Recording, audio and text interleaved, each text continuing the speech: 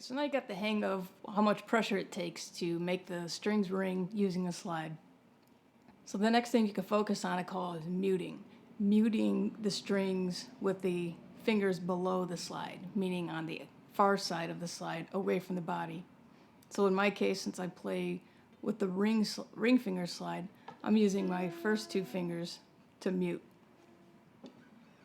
And by mute, I'm just lightly laying them over the strings and keeping them from ringing while I'm attacking the string with the slide.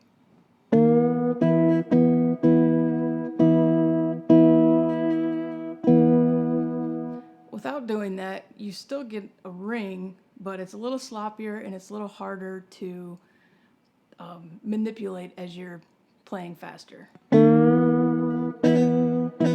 That's without doing it. And then when you add the mute, you just get a tighter sound.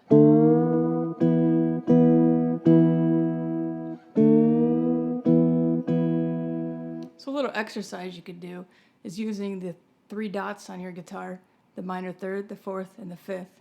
Just take your time sliding into each position, focusing on muting behind the slide. So I'm going to start by going up to the 4.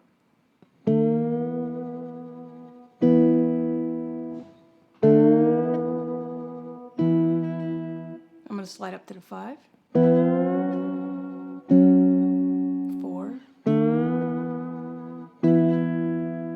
to the minor third.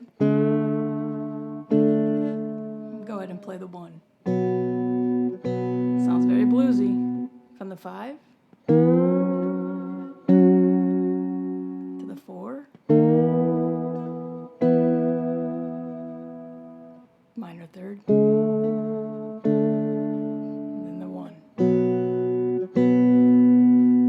I'm not using a pick. I'm just focusing on the 3 strings, so you could do this on your 3-string cigar box or your 4.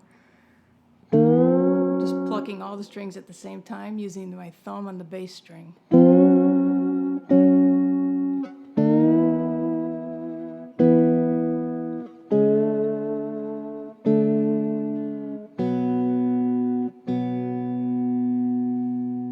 So once you feel like you got the hang of that and what it feels like to mute behind that slide, you can do something like this using the bottom string and then the 3rd string, which is an octave from each other. Just do something like this. You're gonna. So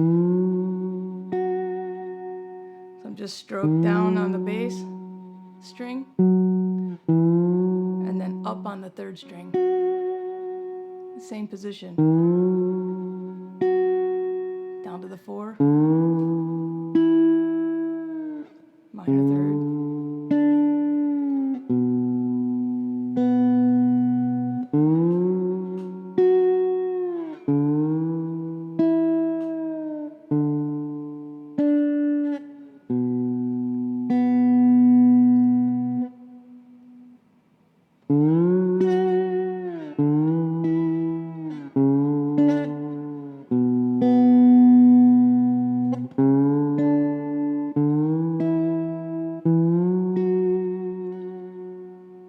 Those are just some things you can do to continue getting comfortable what it feels like to manipulate the slide against the strings to get that ring that you want.